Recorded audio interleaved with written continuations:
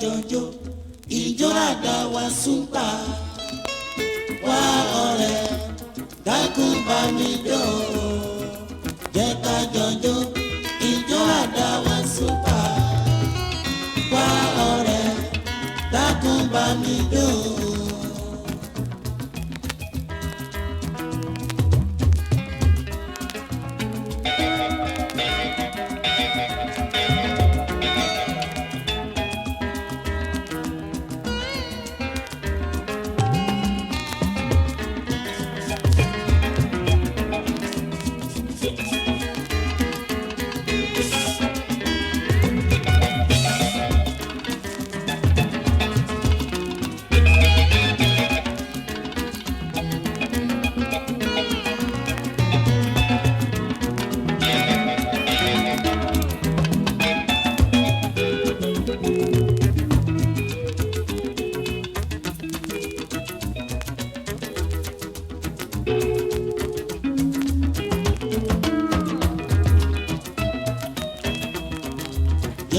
Jọjọ ìjọ àdáwà súpà wá ọ̀rẹ́ dákun bá mi jó.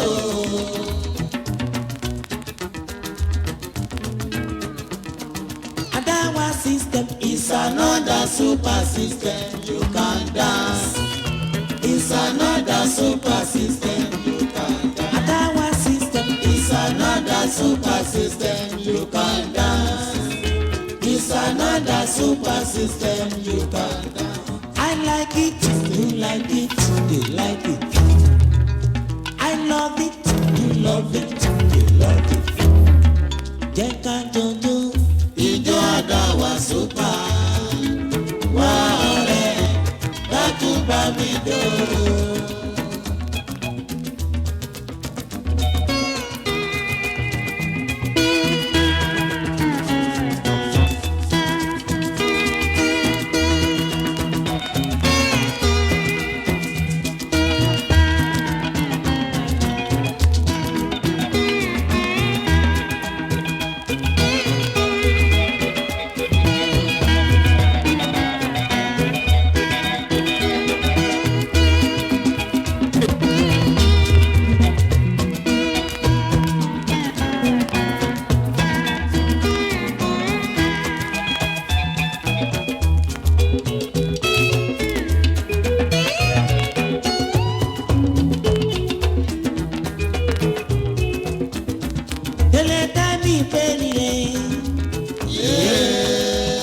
Òṣùpá òpè méjì àtúndé.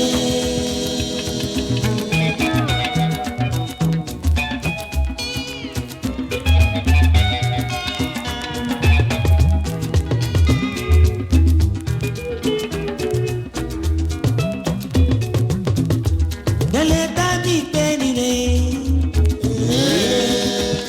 Òṣùpá òpè méjì àtúndé.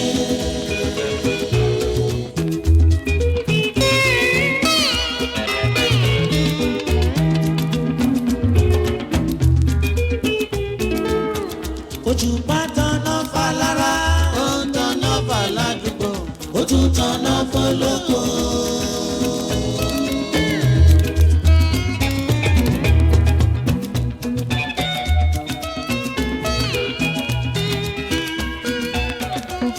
bẹ́ẹ̀ ni o a tún ti dé ẹ mọ̀ tún káàbọ̀ sórí ètò lónìí òní ọjọ́ ajé ọgbọ̀njọ́ oṣù kẹsàn-án ọdún 2019 ìgbà wo la mú bẹ̀rẹ̀ oṣù tuntun iná tá a ṣe happy new month of September òní ní ìparí oṣù òní tún jọjọ́ ajé ẹ mọ̀ káàbọ̀ sórí ètò yín ètò wa ní Ṣọ́wọ́nyá o Ṣọ́wọ́nyá lélẹ́yìí láti Dayọ̀ Agboola rédíò TV ẹ kú àbọ̀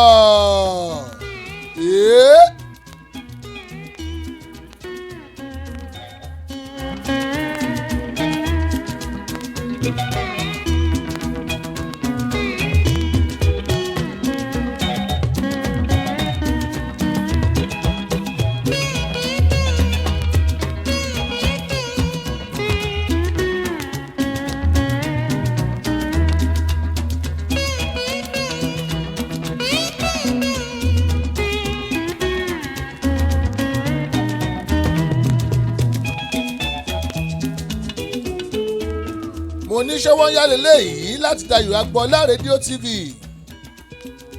Monday to Friday la máa ń ṣètò wa ní déédéé aago kan. Tó bá yẹ pé ẹ̀ṣẹ̀ ń wọlé ni ẹ kú àbọ̀ sórí ètò ẹ̀ tí miss anything. Délé Abíọ́dún Àdáwà Super King àwọn náà gbé wa wọlé. Mo lè dáko lórin mẹ́rin tèmi mọ̀ fún ara mi tí ń jẹ́ Délé. Délé Abíọ́dún ó dé ní, Délé Thomas ó di méjì, Délé Táíwò ó di mẹ́ta, Délé Bravo ó di mẹ́rin. Àwọn Délé míì tún wà tán kọrin o. Orin Délé Abíọ́dún là ń fi ṣètò lónìí. Àdáwà Super King ọmọ wọn ní bẹ́ńdẹ̀ wọn alátọ̀rin wá àtọ̀rin wá tó ń kọ jùjú. Ògidì Yorùbá ló ń kọ òun lẹ́gbọ́ yìí òun rèé. Ogun wọn ò bá yá.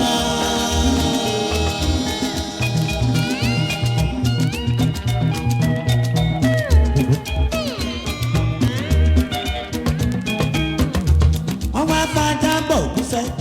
Ogun wọn ò bá yá. Wọ́n ná fàájà bọ̀ gún ògún kọ̀ ó lóun ò gbájá. Wọ́n fòbì bọ òrìṣà. Òrìṣà kọ̀ ó lóun ò gbóbì. Kíná wá fi bọ Yemọja ìgbín Yemọgbájọ òun ò gbá. Mo kí yín lọ́kùnrin mo kí yín lóbìnrin o. Tàlítàkùmí kùrí kàṣà tèrí bòlíyà ẹ̀mí mò ń bọ̀ ná. Mo kí yín tọmọdé tàgbà. Àtọyún inú àtàtẹ́ ẹ̀dí gbogbo yín mo kí o.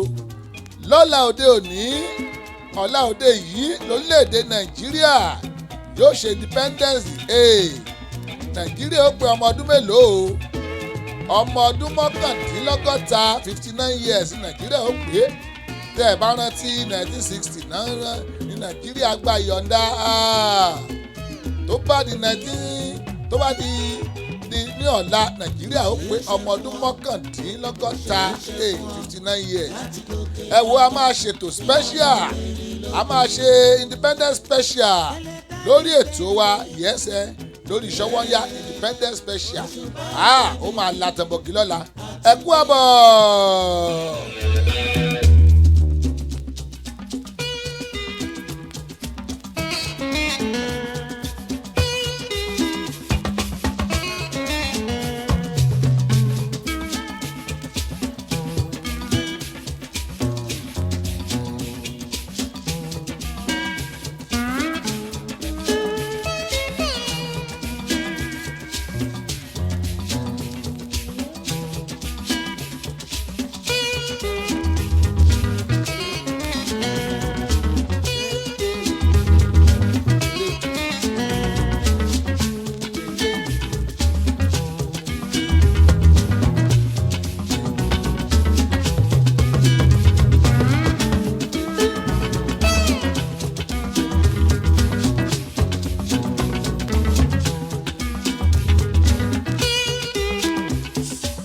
Oníṣòwònyá lètò tó ń datẹ́gùn láàmú lọ́wọ́lọ́wọ́. Ṣòwònyá lètò tó ṣe pé a lè ṣe àmọ́gbọ́ àwàlàyà kúdàríyà àkàbà.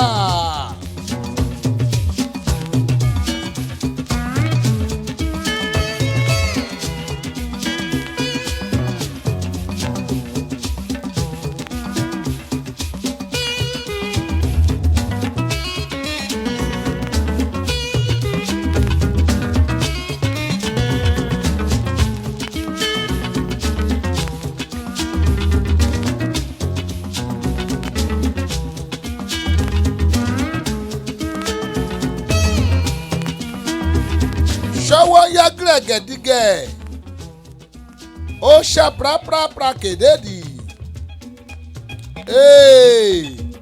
Àdúpẹ́ lọ́wọ́ gbogbo ẹ̀yin tẹ́ ẹ bá wa wà ń bí ìṣí ọ̀lù wa lánàá o. Àṣẹ ọ̀lù kan tán pè ní Fortune 10 ní Woodland Woodland Drive ní Baltimore lánàá. Wọ́n ní kí n dúpẹ́ lọ́wọ́ gbogbo ẹ̀yin tí ẹ wá o. Àjẹ àmú àjò gbogbo ẹ̀yin tẹ́ ẹ náwọn olóré lówó ẹ ṣeun àdúpẹ́. Ọwọ́ yín ò ní kànsàlẹ̀ àpò. Wọ́n ní kẹ́ ẹ máa patronize wa o láìpẹ́ láì jìnnà. À á gbé advert ẹ̀ jáde tó lọ ń pa ẹ̀ ẹ lè mọ̀ bó ṣe ń lọ. Yes kẹ́. Adégbòdù twins mo lẹ́yìn kọ́ la fẹ́ lò lónìí mo ń Délé Abíọ́dún la fẹ́ lò. Àríyá ṣe létò létò àríyá ṣe létò létò. Ó dà bẹ́ẹ̀.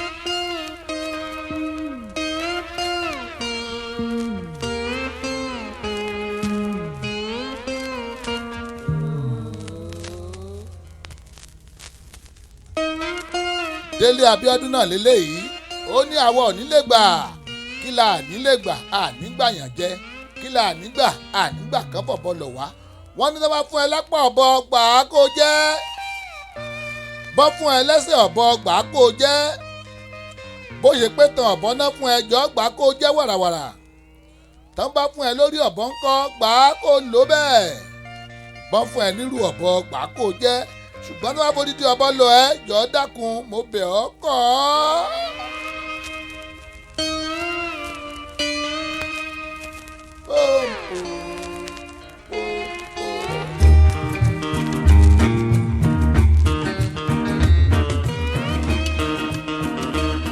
wọ́n léèyàn ló kẹ́sì lóró ẹṣin ò mọ̀ níkà nínú tẹ́lẹ̀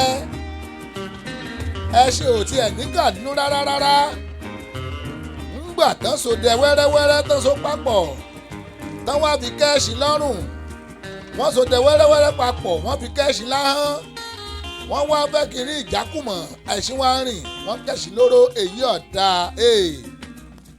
ṣọwọ́ yá lélẹ́ iṣẹ́ mo ní bẹ́ẹ̀ lẹ́ẹ̀tì máa gbádùn àwọn orin tó kọjá àbíkíáfù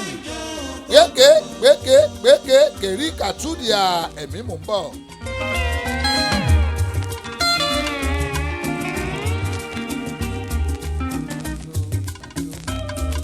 Banjo banjo gbogbogbò méjìlá ìtara mẹ́tàlá ìtara elébílì mọ́rìnà alákọ̀rí wọlúlẹ̀. Gbàǹjo kòbókò èjìlá ìtara ẹ̀tàlá ìtara bàbá ló ń tákì lórí náà alákọ̀rí ti wọlúlẹ̀ àwa gan ò ní gbà jẹ́sẹ̀.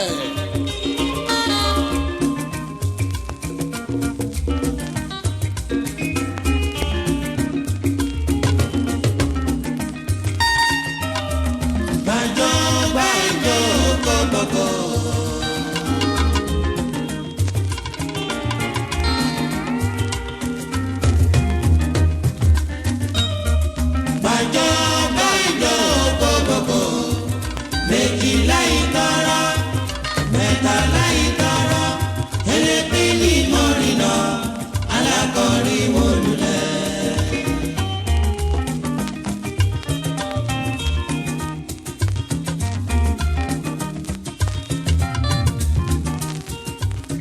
Àwọn onílé parí ọ̀dàlẹ̀.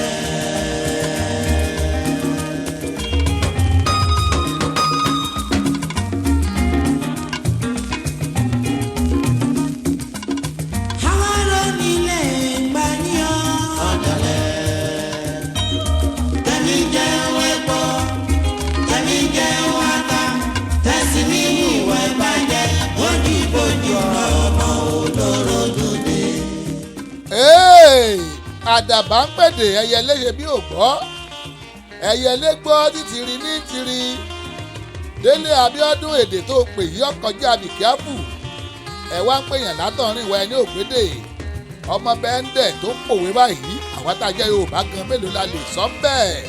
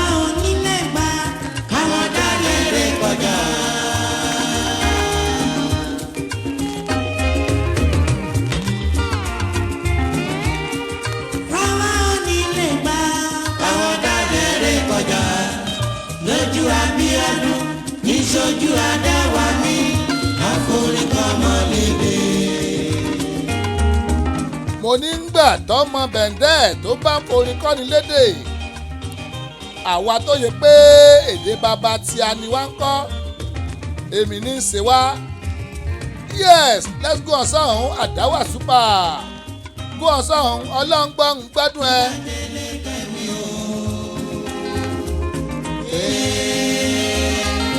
àdáwà ló fàgbà hàn wá o.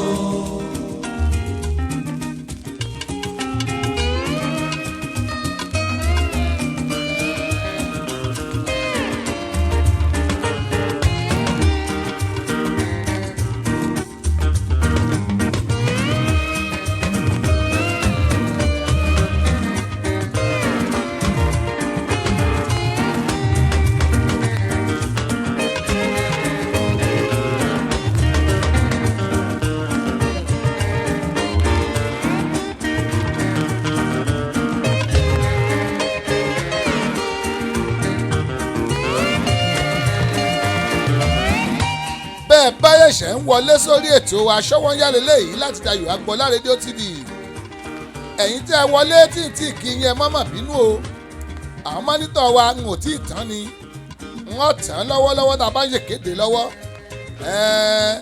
ẹ mọ̀ pé l'Amẹ́ríkà ń àhín náà ọ̀pọ̀lọpọ̀ ṣẹ́ lóye pé do it yourself ní DIY tí ọ̀sọ́mọṣẹ́ tí ò sí assistant ẹ má bínú ọwọ́ bẹ́ẹ̀ lónìí ni wọ́n tàn án láìpẹ́ ayin kámọ́ wà lọ na gbòròǹgàdán ẹ̀jẹ̀ sáré wọ yàrá kéde wa ká lè ṣàwọn tó yẹ ká ṣe bẹ́ẹ̀ kíákíá.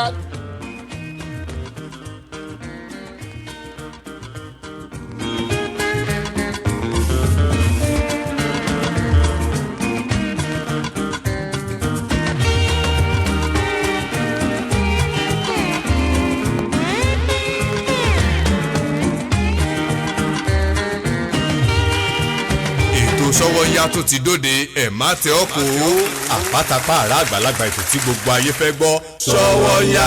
ètò Ṣọ́wọ́nyá ti dóde o Ṣọ́wọ́nyá ti dóde o ẹ wá ń kan fìdílé tàbí kẹ̀kẹ́ fìdílé kọ̀ǹkọ̀ǹkọ̀ǹkọ̀ǹ Ṣọ́wọ́nyá ti dé torí tòní àtúndùn ó dá gbọ́ngbọ́n akán sí i Ṣọ́wọ́nyá ti dé. bẹ́ẹ̀ ni o ẹ kú lélà àkàrà lé ẹ̀rì wá ní tèrò ọ̀nà ètò àgbọ́dúnú tó mọ́wọ́ iṣẹ́ yàtẹ̀ tí ń retí Ṣọ́wọ́nyá yóò máa bá fẹ́fẹ́ ṣọ̀rẹ́ níkànnì yìí Dayọ̀ Agbọ́lá rédíò TV láti ọjọ́ ajé Monday títí di ọjọ́ ẹtì Friday agogo kan ọ̀sán ni nílùú Amẹ́ríkà méjì alẹ́ ni ní Nàìjíríà agogo mẹ́fà ìrọ̀lẹ́ ni nílùú United Kingdom béèyàn bá mísì ètò Ṣọ́wọ́nyá lọ́jọ́ kan bí ẹni fi ìgùn ọ̀sán ògiri gbígbẹ ni Ṣọ́wọ́nyá pẹ̀lú Samis Dayọ̀ Agbọ́lá ní Dayọ̀ Agbọ́lá rédíò TV ẹ ò gbọ́dọ̀ mí ìṣe ẹ̀. ẹ wá ń kan fìdílé tàbí kẹ̀kẹ́ fìdílé kọ̀ǹkọ̀ǹkọ̀ǹkọ̀ǹ Ṣọ́wọ́nyá ti dé torí tòní àtúndùn ó dá gbọ́ngbọ́n akán sí i Ṣọ́wọ́nyá ti dé. There is a company in America everybody call it Pleasant Services. You better call them for your event planning. The Pleasant Services, they will plan your event more than your expectation. Decorating services, they are wonderful. Ká má tiẹ̀ wá sọ tadarí ètò, alága ìdúró tàbí alága ìjókòó. Ẹ ti lọ wá pàjù. Pabambari ibẹ̀ tún wá ní wípé kò sóúnjẹ adúláwọ̀ tẹ́ fẹ́ tẹ́ ò ní rí. Ní The Pleasant Services. Wọ́n ṣáà ti pè sórí nọ́mbà wọ̀nyí +14436 5344434 tàbí +14437 60858. The Pleasant Services. Oh my God, orí ẹ wà níbẹ̀. Call them for your event planning. Ẹ̀bùn mi máa lànà fún mi, ẹ̀bùn mi máa lànà fún mi. My gift will pay for me. Ẹ̀bùn mi máa lànà fún mi, ẹ̀bùn mi máa lànà fún mi. Orin lẹ̀bùn mi, eléré ni mí. Adẹ́rìn kò sónú mo jẹ́ mo lè fi dùrù dára torí ẹ̀bùn mi ni. Ẹ̀bùn mi máa lànà fún mi. Ẹ̀bùn mi my gift a fantastic program àgbọ́túngbọ́ ètò bàbá ètò alárinrin ibi tẹ́ ó ti máa ṣalábàápàdé oríṣiríṣi ẹ̀dá tó lẹ́bùn tó ń lo ẹ̀bùn nínú ayé ní gbogbo ọjọ́ ajé Monday àti ọjọ́ ẹtì Friday ní Dayọ̀ Agbọ́lá rédíò TV time 5 p.m. upcoming artists can also come on the program to show their gift àǹfààní lálẹ́lẹ́ yìí fún gbogbo àṣẹ̀ṣẹ̀ dìde ẹlẹ́bùn tó fẹ́ kí gbogbo ayé rí ẹ̀bùn òun ní Dayọ̀ Agbọ́lá rédíò TV agogo márùn-ún ìrọ̀lẹ́ ni yóò máa wáyé ní gbogbo ọjọ́ Monday àtọjọ́ Friday. Ọ̀pọ̀ ló lẹ́bù tó jẹ́ wípé wọ́n fi ń fọṣọ pọnmi, gbálẹ̀, dáná nínú ilé ìdáná kó má bàa wá rí bẹ́ẹ̀. Ìwọ upcoming tó ń gbọ́ mi yọjú sí wọn lórí ètò ẹ̀bùn mi my gift. Ó wà interesting. Domi alágbàbọ̀rọ̀ gidi yungbanyungba ẹ gbà bẹ́ẹ̀. Ẹ̀bùn mi máa lànà fún mi, ẹ̀bùn mi máa lànà fún mi. Gbogbo yín pátá ẹ kú ìyànjú, ẹ kú ìyànjú, ẹ kú ìyànjú, ẹ kú ìyànjú, ẹ kú ìyànjú, ẹ kú ìyànjú, ẹ kú ìyànjú, ẹ kú ìyànjú. Adéyànjú wà ládé, àmì Ọlọ́run Adéyànjú wà ládé o. Ọlọ́run Adéyànjú wà ládé o. Adéyànjú wà ládé o. Bẹ́nìyàn bá jí ní kùtùkùtù òwúrọ̀ fẹ́ rí mọ́njò. Àì tó gba bí iṣẹ́ òòjọ́ rẹ̀ lọ. Irú wọn là á kí pọ́ kú ìyànjú. Nítorí ọwọ́ alápọn la ó mú sanra. Òtítọ́ ni wípé kìràkìtà ò dọ́là. Ká ṣiṣẹ́ bí ẹrú ò dá nǹkan kan. Ọlọ́run ọba ni kó déyànjú wa ládé. Ní gbogbo ọjọ́ Àlàmísì Thursday. Ní agogo 4 ìrọ̀lẹ́. 4 p.m. Ní kẹ́ ẹ máa pàdé ọmọ yín ọ̀rẹ́ yín olólùfẹ́ yín. Ìbíyẹmí ọmọ Òrówọlé AIJ. Lórí ètò yín ètò wa. Ẹ kú ìyànjú. Ètò tí gbogbo ayé ń gbóríyìn fún. Lórí Dayọ̀ Agboola rédíò TV lágogo 4 ìrọ̀lẹ́ ọjọ́ Thursday tọ̀sẹ̀ yìí. Ẹ ò gbọ́dọ̀ miss ẹ̀. Ọlọ́run Adéyànjú wà ládé o. Adéyànjú wà ládé o. Dayọ̀ Agboola ni bàbá o, ní bàbá o, ní bàbá o. Rédíò TV gbogbo ayé, gbogbo ayé, gbogbo ayé. Dayọ̀ Agboola ni bàbá o, ní bàbá o, ní bàbá o. Rédíò TV gbogbo ayé, gbogbo ayé, gbogbo ayé. Wọ́n ń gbọ́ lẹ́bíríwìyà o, bẹ́ẹ̀ ni mo sọ. Kò sírú ẹni lẹ̀ yìí o. Dayọ̀ Agboola ló ta rédíò TV. Kò sẹ́gbẹ́ ẹni lẹ̀ yìí o. Dayọ̀ Agboola rédíò TV. Ní Baltimore Maryland. Dayọ̀ Agboola rédíò TV. Dayọ̀ Agboola gbogbo ayé ló ń gbọ́. Jésù Kristi ti gbẹ̀bẹ̀ mi. Jésù Kristi ti gbẹ̀bẹ̀ mi. Jésù Kristi ti ṣètùtù mi. Jésù Kristi ti gbẹ̀bẹ̀ mi. Iye ni mo yàn, èmi ò yàn kó.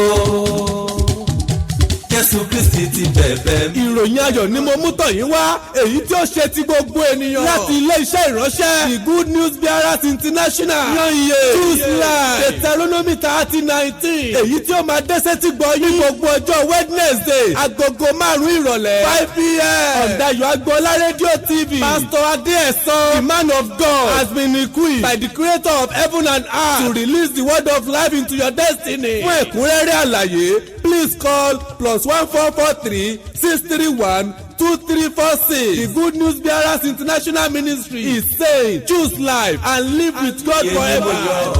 Èmi ò yan kó. Jésù Kristi ti bẹ̀bẹ̀ mi. Bẹ́ẹ̀ náà ni. For sound and quality production, Babalonta Studio is the best. For sound and quality production, Babalonta Studio is the best. Oh, Babalonta Production, the ultimate in audio visual. Babalonta Production, the ultimate in audio visual. Yes, so you can't argue with the proof. Studios are many, but the best one is few. Babalonta Digital Studio for your recording, demo CD, mastering, marketing and promotion, and also live band performance, seasoned DJ, videographer, photographer, master of ceremony, music consultant. Reach Samis Dayo Agboola on Agboola Adedayo 68@gmail.com or visit our website www.dayoagboola.com. Telephone +1443 760 8578. Babalonta Production, the ultimate in audio visual. Babalonta Production, the ultimate in audio visual.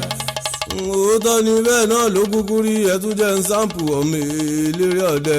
Ètò ayọ́ka lẹ́tọ̀ ètò tó ń kọ́ni lọ́gbọ́n kọ́ni lẹ́kọ̀ọ́ fún ni lóye pẹ̀lú èdè abínibí bàbá wa. Gbọ́ngbọ́n kan sì yóò ládùn nínú tó bá ti da agogo 5 rọ̀lẹ́ nílùú Amẹ́ríkà. Tó bá jẹ́ Nàìjíríà ńkọ́ agogo 11 lẹ́ni lọ́dọ̀ títí wa 10 lẹ́ni nílùú United Kingdom.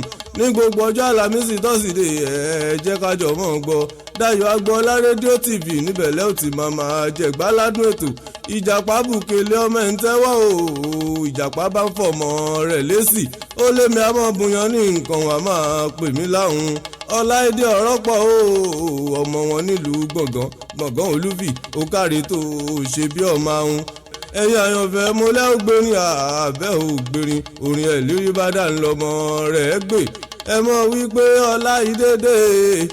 ọláìdédé ọ̀rọ̀ pọ̀ mọ̀mọ́rẹ́ o àyọkàrè ọláìdédé ọ̀rọ̀ pọ̀ mọ̀mọ́rẹ́ o àyọkàrè ọláìdédé ọ̀rọ̀ pọ̀ mọ̀mọ́rẹ́ o àyọkàrè ọláìdédé ọ̀rọ̀ pọ̀ mọ̀mọ́rẹ́ o àyọkàrè ọláìdédé òótọ́ ni bẹ́ẹ̀ náà ló kúkú rí Dayọ̀ Agboola rédíò tv lẹ́ò tí máa jẹ̀gbáládùn ètò.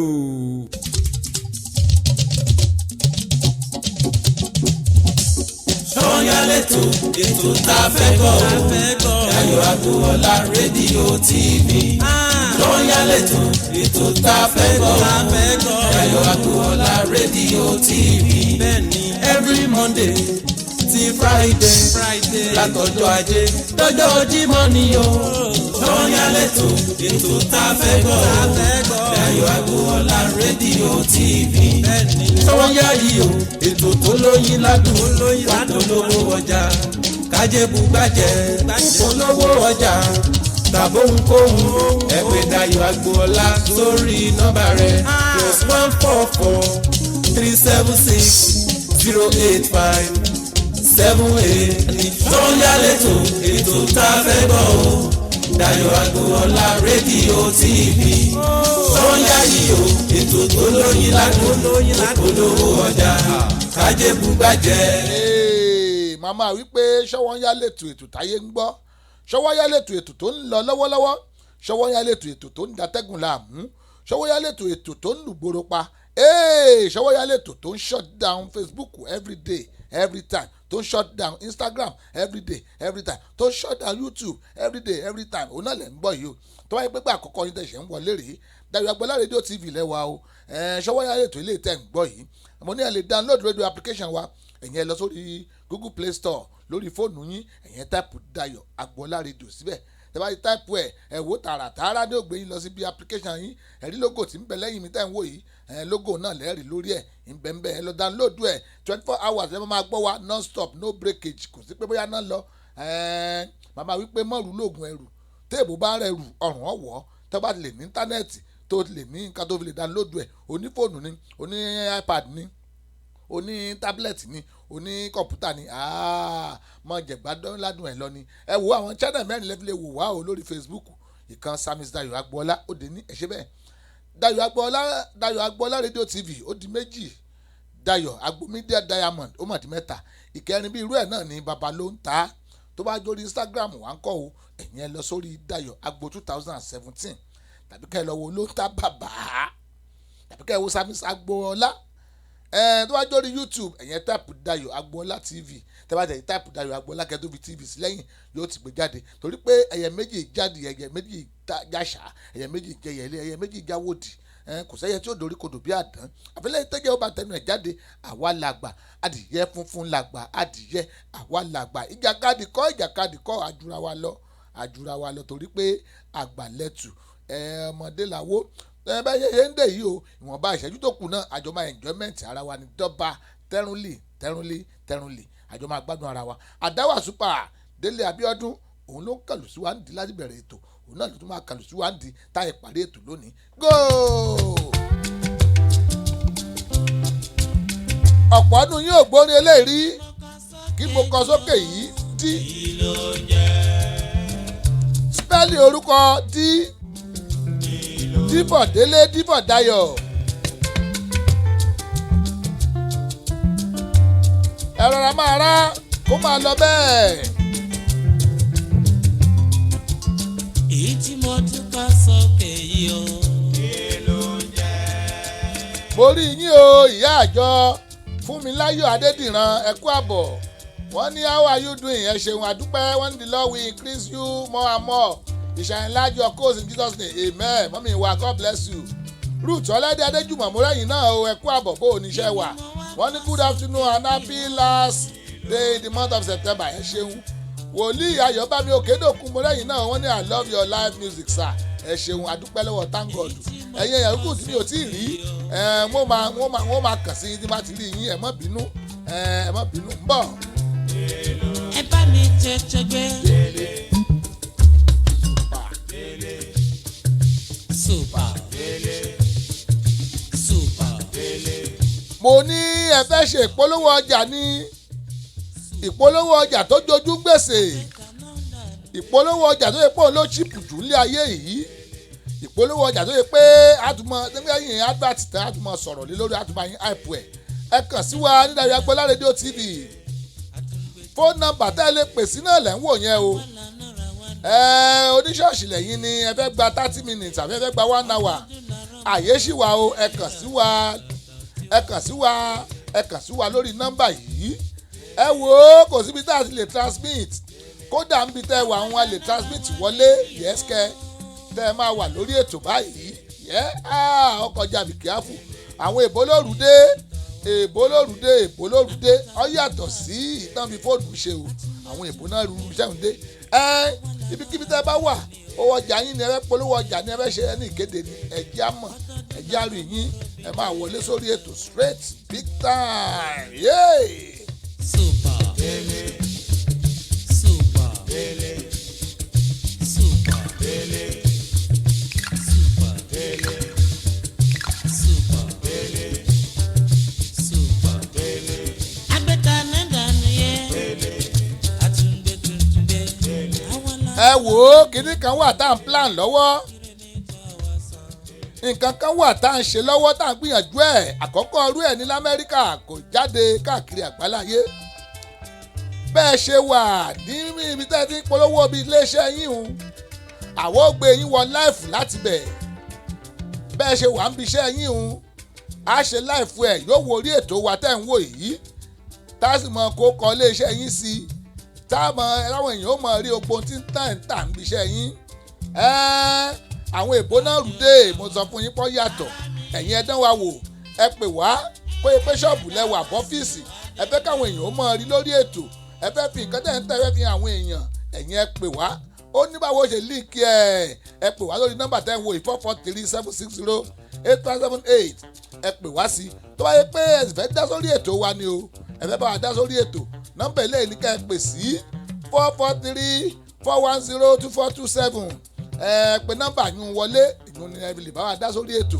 ṣùgbọ́n tó bá yẹ pé ẹ fẹ́ rí olóòtú ẹ fẹ́ béèrè bó o ní ìkéde ṣe lè lọ ẹ fẹ́ béèrè báwo lẹ ṣe lè rí airtime ẹ fẹ́ béèrè pé báwo lẹ ṣe lè líǹkì wa láti ibi kíbi tẹ́ ẹ wà ẹ fẹ́ hàn lórí ètò wa láti ẹ̀jẹ̀ pé bóyá ẹ wọnú stúdíò wa tẹ́ẹ̀dẹ̀ máa dàbí ẹ pé nú stúdíò lẹ́wà mo lé èbó ti ṣe àwa kọ́ la ṣe èbó ló ṣe ọkọjá àbíkíáfù ẹ̀yin ẹ pè nọ́mbà ilé ìtẹ̀ ń wò yìí 443-760-8578 ọmọ àkọjá àbíkíáfù ọmọ alátẹ̀bọ̀kì yọ̀wọ̀ mínísíkẹ̀tì pé òsókè Délé Abíọ́dún.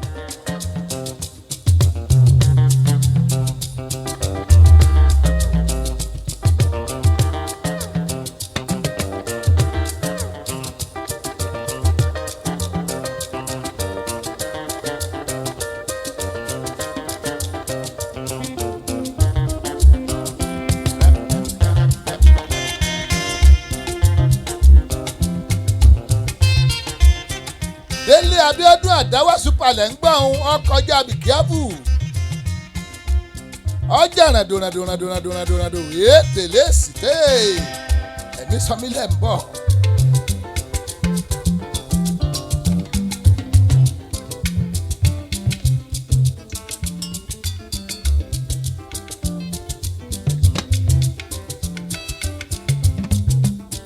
Àjọṣe wa o ìyá kò ní bàjẹ́. Àjọṣe wa o láyé kò ní bàjẹ́. Gbogbo ọmọ Nàìjíríà tí ń bẹ nílùú rọ́bà. Àjọṣe wa o láyé kò ní bàjẹ́.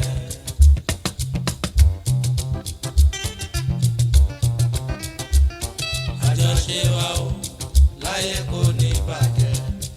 Young generation social movers ẹ ṣera dúpẹ́. àjọṣe wa o láyé kò ní bàjẹ́. ẹgbẹ́ rọmọrì Ṣàgámù tiwantiwa.